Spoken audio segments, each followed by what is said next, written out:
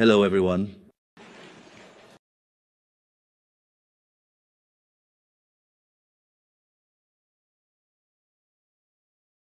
It is indeed very interesting to return to this place and to this room.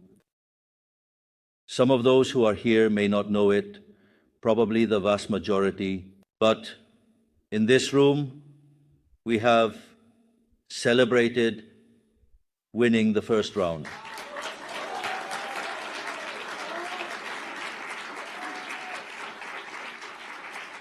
In this very room, we celebrated that we entered the second round. And as it could be no other way, we celebrate that we are the first libertarian liberal government in the history of humanity.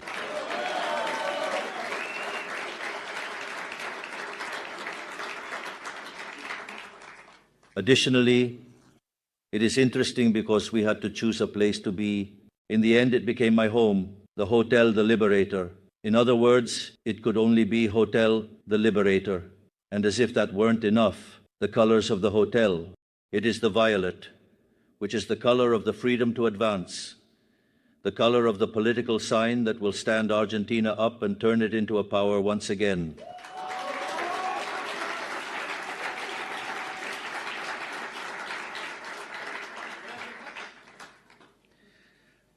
Now, moving into the formal part, I will try not to stray too much from the speech, so I don't get into complicated loops.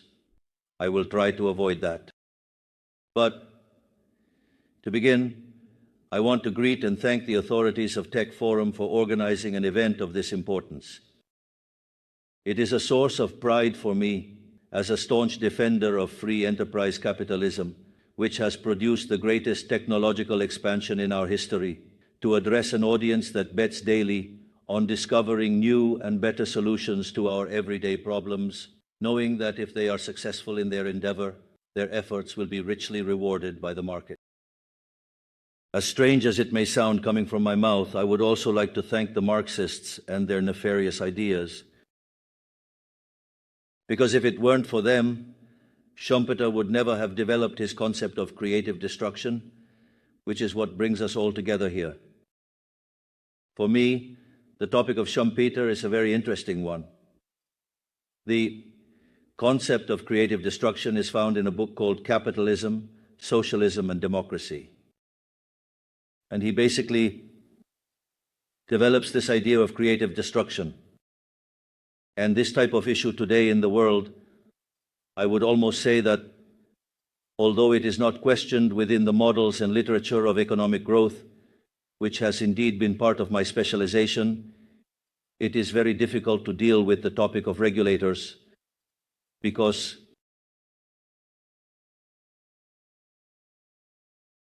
is everything okay? Or are they destroying to create something new? The concept of creative destruction is very interesting because obviously, like everything that is new and like everything that is innovation, it always generates fear.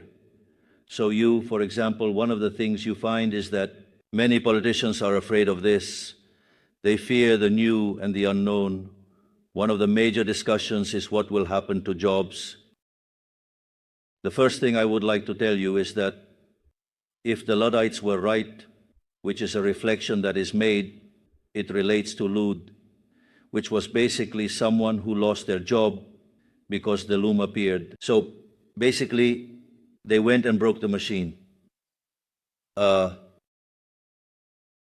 reality is that if the Luddites were right, today the unemployment rate in the world would be 87.5%, which would make no sense. Why? Because new jobs would not have been created. In the best of worlds, the same jobs would have been created.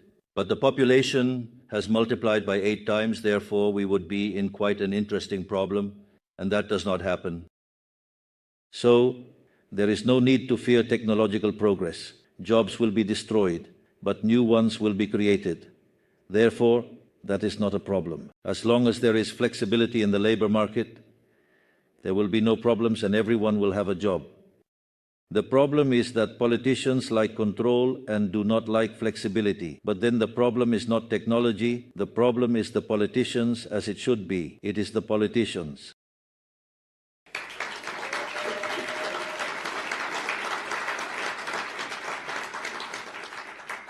And then there is another topic related to economic growth.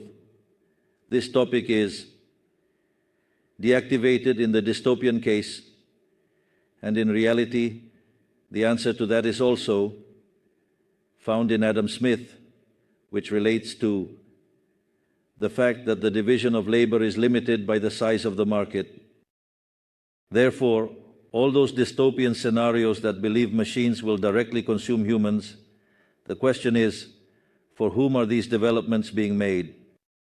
Someone is going to have to sue. They are human. Moreover, what they invest and allocate as resources are also human.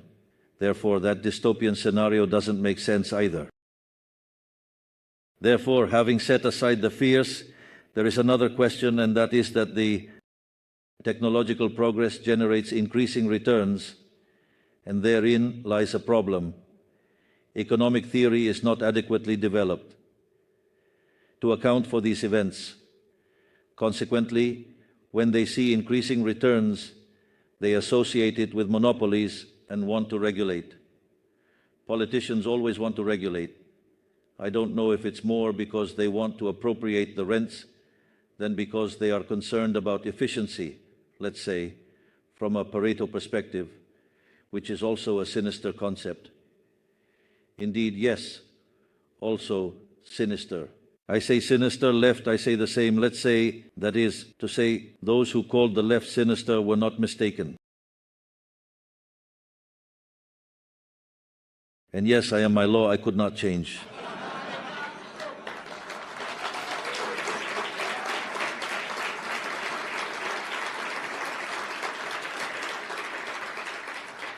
I must have been speaking for, I don't know, 7 minutes, and only one of those minutes is actually on topic, while 6 are off topic. Things happen.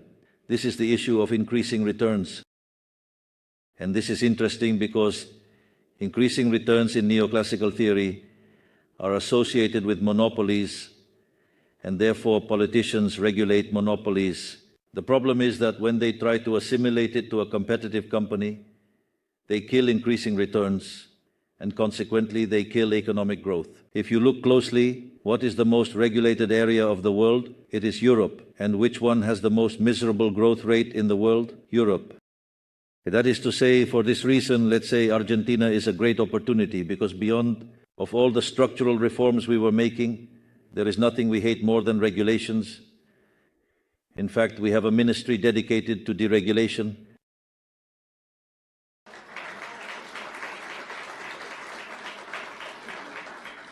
But returning to the speech, I say, because at some point I had to return.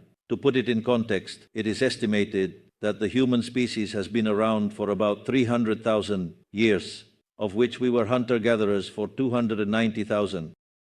In other words, all that time we were nomads in rags, without architecture, much less writing, and even less engineering.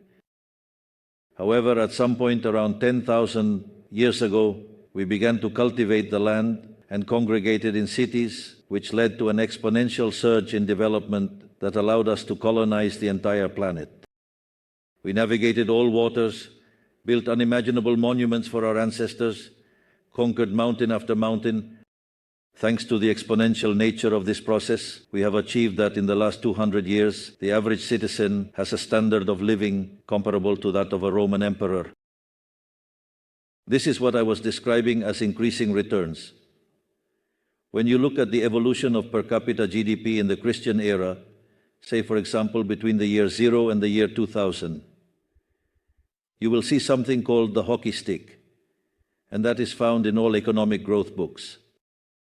It's just as if it were a stick, quite literally a hockey stick lying down. So you have a long, constant part, and then suddenly the tail lifts. Basically, the entire part that is constant is from the year 0 to 1800, and the strong growth, let's say, occurs from the year 1800 to 2000. In fact, the growth of per capita GDP in the first 1800 years of the Christian era was 0.02%. This means it took 3,500 years to double the GDP. And the per capita GDP from 1800 to 2000 multiplied by 9.5 times in a context where the population multiplied by 7. Therefore, see how the hypothesis of returns was destroyed. I would say that everything related to artificial intelligence will make this increase in productivity seem truly like a minuscule act in light of diminishing returns. But again, returning to what we were pointing out earlier, put in mathematical terms, if we take the Gutenberg printing press of 1450 as the great civilizational leap of our species, we estimate that 95% of technological and scientific advancements occurred after this milestone. This means that 95% of human inventions occurred in the last 0.2% of the history of our species. That is to say, to make it clear what moment we are living in, we have never lived as we do at this moment. Never has man been better than he is now. There is an author who fascinates me in the field of economic growth. His name is Oded Gaylor, and it seems that by citing him so much, he started following me on Twitter. Yes. In fact, they even offered to introduce me to him and everything. That author truly did a phenomenal job in unifying the theory of economic growth. Because if you take the period between 0 and 1800, that could be perfectly explained by Malthus. And if you take what follows in the 200 years is that although the solo model is aesthetically reasonable, it is empirically weak, and endogenous growth models are remarkably used to explain the issue of acceleration and increasing returns. The brilliance of Oded Gaylor is that he happens to create a model that reconciles the Malthusian view with endogenous growth models, and it has two starting points. The first starting point, in terms of technology, relates to the printing press, because it is what gives rise to human capital. And since it is a model of human capital as a mechanism for generating growth, two facets of human capital are involved, not only the quantity of labor, but also the training. Then there is a trigger related to the emergence of the printing press as a mechanism for the transmission of knowledge, and there is another trigger related to when the population reaches 1 billion human beings. That is to say, at the moment when Malthus predicted the great catastrophe, later predicted by the Club of Rome and obviously by all the green killers who are around, neo-Marxists, let's say, who pose the problem of man with nature and want to fix the world by killing innocents, right? Let's call them abortionists.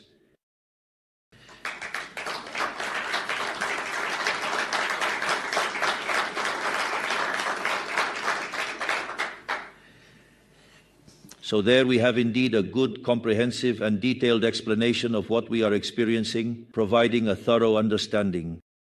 And returning to the printing press, this evolutionary leap marked that in the last 2 centuries, we went from being unable to guarantee ourselves 2 meals a day to having conquered the atom, the air, and space. We are even discussing how long it will take us to conquer Mars, or how long it will be until we are replaced by robots and artificial intelligences for everyday tasks. A true marvel. I don't know if you saw the new version of Optimus. It's wonderful, let's say, aside from my deep admiration for Elon Musk. I don't know if you saw what gesture Optimus makes. So now I want him a little bit more. So, in fact, I would say that without going any further, raise your hand if you have used ChatGPT at least once in the last 30 days. It was obvious, I mean, it was obvious in here, it was a penalty kick without a goalkeeper. This penalty wouldn't be scored even by Pepita and Higuain in a final.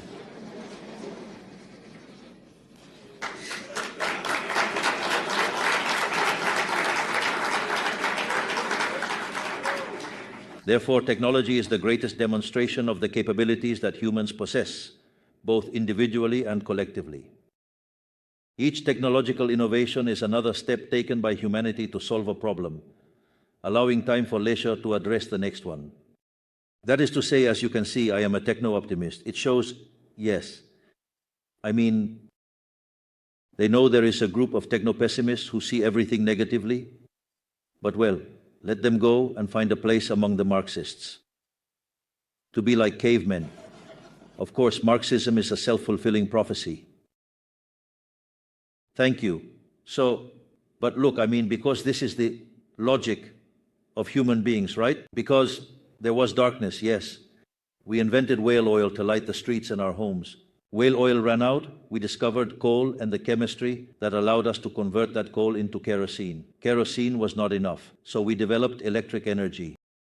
Coal is expensive and inefficient as a fuel for engines. We find and learn to process oil in an increasingly cheaper and more efficient way. Was there not enough food to feed 6 billion people? We invented the genetic revolution in agriculture that allowed us to multiply our production, in which Argentina played a particularly prominent role. That is to say, as an ancient proverb goes, necessity is the mother of invention. Here, I also want to make a note about one of the greatest techno-optimists in the history of humanity, which is Julian Simon. It's not that popular. Let's just say pessimists seem to get better press. Yeah, I don't know why, but I mean, I imagine there must be some psychological explanation for that, but I don't know it. Look at this, because Julian Simon said that technological progress could be driven from two sides, either from the demand side or from the supply side. The growth we have just described is growth from the demand side. That is, when a problem arises, if you allow prices to express themselves freely, what you will find is a reallocation of resources that leads to a solution to the problem. In fact, I often use this example when I say that entrepreneurs are social benefactors. I can do it with something recent that everyone will remember. At the moment COVID appeared and the problem of the pandemic arose, one of the things that was recommended was, let's say, the use of masks and mass testing. This relates to a model that is used to analyze pandemics or epidemics called SAYAR, which stands for susceptible, infected, and removed, where it is clear that, let's say, masks lower the transmission rate and testing. What it does is remove the infected individuals more quickly, and therefore it reduces the transmission speed. I mention it also because yesterday, that sinister being indeed left this world. That was the disgraceful and repugnant health minister we had, an accomplice of the largest caveman quarantine in history, and who was also responsible, along with former President Alberto Fernandez, for the death of 100,000 Argentinians. Because if Argentina had done things like a mediocre country, there would have been 30,000 deaths. However, we surpassed 130,000. Therefore, despite the fact that he died and people, they like to protest, it seems that the dead become good. This was a son of a bitch, and will be remembered as a son of a bitch, as at some point there will be justice for what was done with the masks, and especially for what was done with the testing.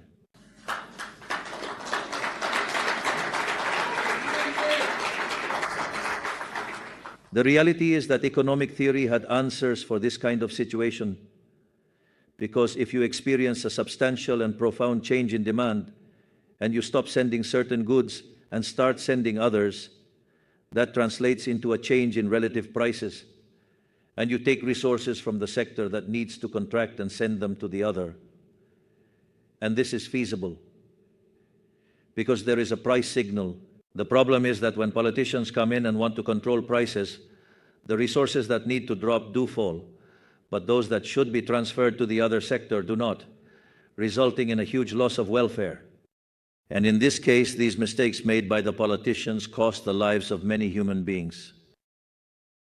Therefore, this is also a call in favor of the ideas of freedom. The ideas, to see if we had applied the ideas of freedom, we would have had many fewer deaths.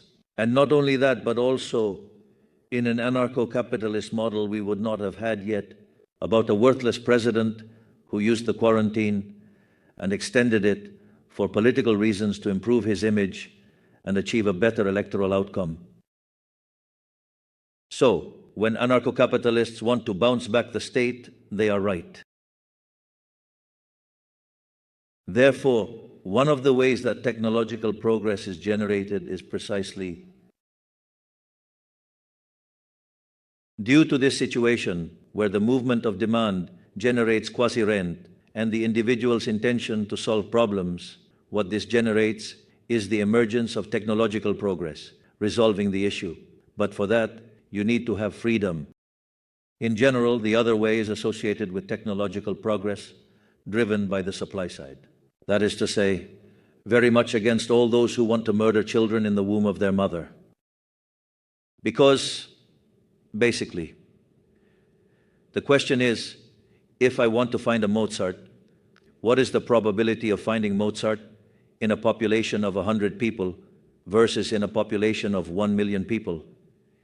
It seems to me that the result is obvious. Therefore, I thought it was also interesting for us to understand the logic of technological progress, about how these processes are generated, how important the price system and freedom are, and that we shouldn't be killing people. Does anyone want to perhaps do the calculations to see so we can banish these leftist nonsense that want to murder people? If I tell you, are you with the calculator? Good. Okay. Because they say there is no room for everyone on the planet. Right. Then, well, if I'm going to exploit the result, I do nothing. If you already know what I'm going to demonstrate, of course, so I could tell you, well, let's see how many people live per square kilometer in Japan. But what are you going to say to me? No, but they live like Japanese people. Let me ask you a question. Do you like, for example, how people live in Monaco?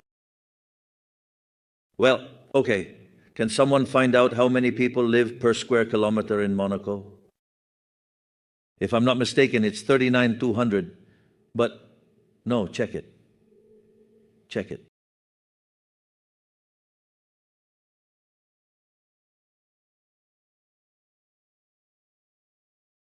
Well, let's say 36,000. How many square kilometers does Argentina have? 3 million. Let's multiply that number by 3 million. How much does it give? No, it's 1.08. It should give you, let's say, a number. Well, so take it and extend it. I mean, 108 billion. It is. That is, now take that 108, okay, to start eliminating zeros. He divided 8, which is 8 billion, the number of people living on planet Earth. So 108 divided by 8, what does it give? That is to say, it means that today in Argentina it would deliver 13.5 times. The entire population of planet Earth would be left with the rest of the planet to do whatever they want. They realize that all those who go around killing people are either ignorant or just bastards. But well, after these fun parts, and obviously, I will try to return to the speech. As you can see, I can't help myself. Of course. Hello, everyone. Therefore, it is thus that the miracles of the past are the mundane facts of the present, and what today seems to us just a dream, tomorrow will be something of ordinary reality. Moreover, since the discovery of the Internet, which, as an example of this miraculous life, allows us to have the Library of Alexandria in our pocket, we enjoy constant access to more information than all the great philosophers of our histories combined. The explosion in productive development over the last centuries is a testament not only to the fact that greater innovation leads to greater prosperity, but also, and above all, that it is the advancement of freedom that fosters innovation. Therefore, to the extent that we have secured civil and economic liberties, which are a natural right of man, the pace of technological development has accelerated. I believe I have repeated to the point of exhaustion that those countries that are freer are 12.5 times richer than the repressed, have 25 times fewer poor people in the standard format, and 50 times fewer in the extreme format. That is why I am deeply committed for Argentina to be the freest country on the planet, so that we can be the most prosperous country on the planet.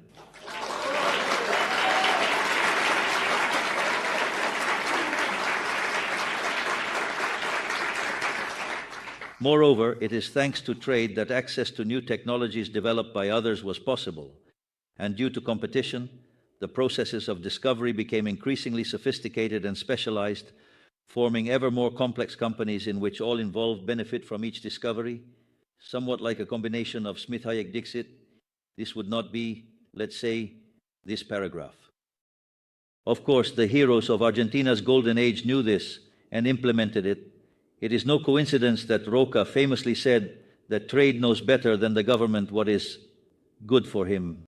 True politics, then, consists of granting the widest freedom, and indeed we are doing just that. Paradoxically, today, to move towards the future, we must reconnect with truths that are in the deep past of our nation and truths that the rest of the world seems to be forgetting. There has always been and will always be a struggle between the private sector and the state, between those who innovate and those who regulate, between those who generate and those who confiscate, between those who explore the territory and those who then draw the maps and set the boundaries, between the supposed chaos of the daring and the order of the fearful. This struggle is today made explicit in how some states of the supposed free nations treat their technological sectors. Political leadership infected with socialism imposes regulation upon regulation, leaving visionaries in the sector with no choice but to flee. As Ayn Rand said, when you realize that to produce you need to obtain permission from those who produce nothing, then you can sign without fear of being wrong that your society is doomed. By double-clicking on what I just mentioned about the individual wanting to free themselves from state clause, today was largely characterized by figures from the blockchain technology and cryptocurrency sectors that propose to shake things up in many aspects.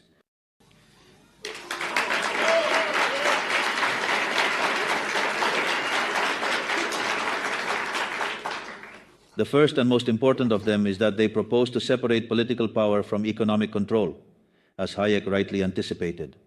This is clear evidence that the individual has said enough to the state and decided to put a stop where it hurts the most, which is in the pocket.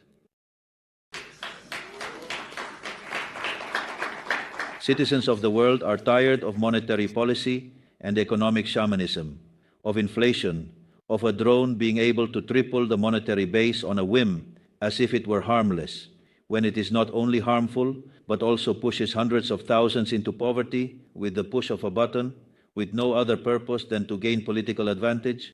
If not, they come to me and explain that the previous government issued 13 points of GDP in 1 year and left me with a time bomb the next. Yes, they lost, but we still have to work hard to tackle inflation. That is to say, it is not a coincidence that the countries with the greatest fiscal irresponsibility, like Argentina, until we arrived, are the ones that have the most adoption and development of this type of technology. And of course, to escape from the thieving politicians as they had to be, how well they do it. Today, as an individual who temporarily, let it be very clear, presides over the great nation of Argentina, I believe that we, the rulers, cannot turn a deaf ear to the people's demand for less state intervention, because we can choose to ignore reality, but the consequences of ignoring reality will come knocking at our door.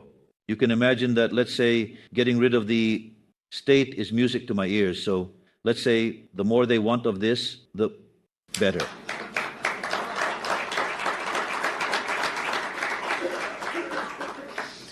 And to understand the consequences of ignoring this request, it is enough to look at the last 100 years of Argentina. Destruction of capital, economic and financial crises, defaults, hyperinflations, civil unrest, productive stagnation, technological lag, and poverty levels exceeding 50%. How could it be any different if Argentina is designed for the political elite and not for the citizens? If in Argentina even machines pay gross income taxes, check taxes, customs duties, and a myriad of taxes that end up in the pockets of a few, harming the whole. A few days ago, a video went viral comparing a national olive pit remover with a European one, and the European machine removed pits 40 times faster. Why can they do it in Europe and not here? Well, it has to do with all the obstacles and regulations that exist here. As I mentioned before, to retrace this path, we must reconnect with truths that lie in the deep past of our history. That is what we have come to do. Embrace trade and competition and turn them into our highest standards so that Argentinians can access cutting-edge technology at competitive prices without enriching useless customs officials along the way, allowing the productivity of all our workers to be enhanced by accessing better tools from around the world that multiply the value generated by Argentinians. As we proposed in the Pact of May, we aim and are working to propose a federal model marked by fiscal competition, with few national taxes to ensure the proper functioning of the state and security, so that each province and municipality can then decide what tax burden they want to impose on their citizens, allowing them to choose the lifestyle they wish to live and to know exactly what they receive or do not receive for the taxes they pay. In fact, we are making progress on this because notice that one of the things we are doing is forcing the removal of municipal fees from invoices. And for those who resist and do not want to comply, we are closing the branches of Banco Nación. So, let's say, and if not, we propose to Banco Nación that it separates this so that they know exactly how much is related to the service and how much is related to the fiscal degenerates. Thus, we can say that we are also starting to see this in prices and how, let's say, those who are taxing them are the ones ruining their lives. Thus, let's say, we are also starting to generate competition among provinces and among municipalities. That is to say, provinces and municipalities with fiscal responsibility will be attractive and will prosper, while those that do not will have to explain to their voters why their provinces are becoming impoverished. Do you know what it is like for a mayor, for example, who has them in his face all day, to explain to them, let's say, that they are charged higher taxes to have a worse life than others? It is going to be, let's say, you don't realize at this moment that we are living in, it's wonderful, we are breaking all the foundations of this lie called the state.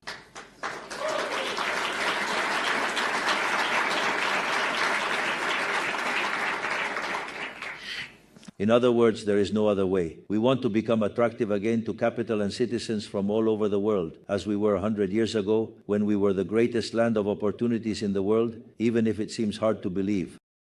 When people left Europe, they chose either to go to the United States, which was right in front of them, so to speak, or to come to a very distant place, which was Argentina. It's incredible because under those conditions, at the time, it was much riskier to come to Argentina. So just imagine how attractive it was. And basically, what we want is to be a promised land again.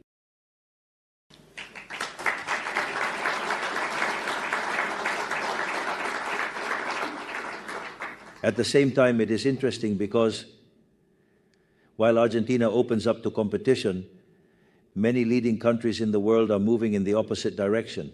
This is truly incredible, but we have already realized after 100 years that we missed the mark and this was going nowhere. The incredible thing is that we already realized it. We started to turn things around, and there are others who are copying the Argentine model. It's like shooting oneself in the foot. I personally don't understand it. That's why many times I go to international forums and I tell them I come from an apocalyptic future. What they are doing, we have already done. It doesn't work. The problem is that there is a question of incompatible incentives. If you remember, during the campaign, I used to say that while a traditional politician asks for your vote to gain the power to transform your life, and in the process transforms their own, we in the election we held asked for the vote to return power to the citizens so they can be the architects of their own future. Clearly, the difference in the politician's pocket is substantial. That is to say, the more corrupt the politician, the more they will prefer the other model, the more they will like intervention, and the more they will appreciate socialist goodwill. Why? Because in the middle, they end up with more money. Like the saying goes, the one who distributes keeps the best part. Well, that's what it's about. So we don't like that model. We want to return freedom to the citizens, and we are certainly doing that. Look at this, because this is interesting. We, with the fundamental, essential, and primary law, if the DNU, we made a structural reform that is 8 times larger than the one Menem made, considering that Menem made the largest structural reform in Argentine history. That is to say, you are truly facing a historic moment in which we made the largest structural reform in Argentine history. And we did that with 15% of the Chamber of Deputies and 10% of the Senate. That is to say, what I want to tell you is that what seemed impossible, we did it. There is nothing that is impossible. None of your dreams are impossible. All your dreams can become a reality. The only thing you need is to have confidence. And you will have confidence when you stand in your own shoes and not when the state is doing it for you, because then you will do nothing.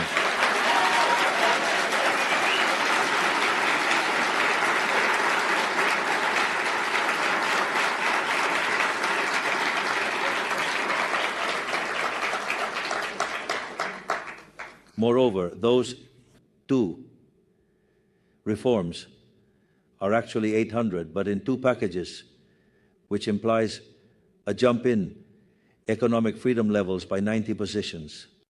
That is to say, today, Argentina would institutionally start to resemble countries like Germany, France, and Italy. But for me, that is not enough. We have 3,200 pending structural reforms, and our goal is undoubtedly to become the freest country on the planet, and do not doubt that we will achieve it.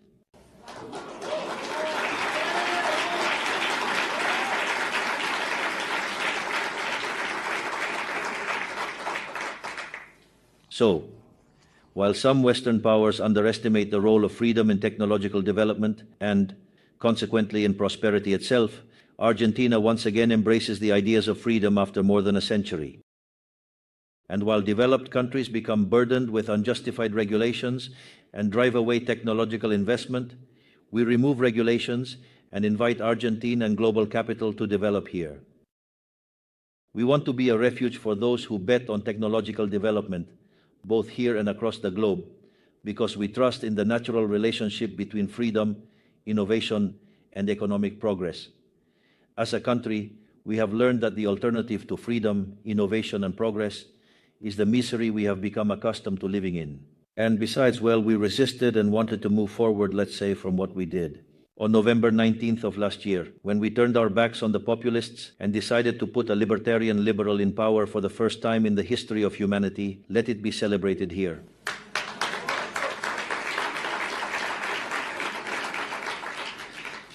And also because we know that the unique condition that distinguishes human beings from animals, which is the ability to create, resides in a basic tenet of the human spirit, to always go beyond. Because when we reach a goal, we do not rest on our laurels. We ask ourselves what comes next and seek the next frontier. Always move forward, never backward. Therefore, technological optimism is almost a moral obligation because our future depends on it. And for that reason, we cannot lose that Promethean spirit, that curiosity which is so human, nor the courage to pursue it. We cannot allow those who fear change to intimidate us, and in a flagrant act of intellectual dishonesty, they see it only as a source of evils when history indicates the opposite. Technological innovation is nothing more than doing more with less. One should not be afraid. On the contrary, one should be afraid of inertia, of stillness. One should be afraid of stagnation. Moreover, the only thing to fear is fear itself. Well, you already know us. We are not afraid, clearly. And when we encounter an obstacle, we don't slow down. We accelerate. That's how we do things. And that's how we are going to lift Argentina out of the 100 years of misery to which it has been condemned. Because if we embrace the ideas of freedom that once made us great, I have no doubt that Argentina will be prosperous. And I have no doubt that the future will be better than the present. Thank you very much. May God bless the Argentinians and may the strength of heaven be with us. ¡Viva la libertad, carajo! ¡Viva la libertad, carajo! ¡Viva la libertad, carajo!